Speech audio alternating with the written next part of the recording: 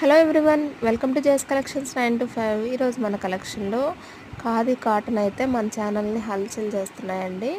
చాలా మంచి కలెక్షన్స్ అయితే ఉన్నాయి. డిజైన్స్ చేంజ్ అవుతూ వస్తున్నాయి. చూడండి, ఇది వచ్చేటప్పటికి హార్ట్ సింబల్ అండి. చాలా బాగుంది కలెక్షన్ అయితే. న్యూగా నేను మీకోసం తెప్పించినటువంటి శారీస్ చాలా చాలా బాగున్నాయి.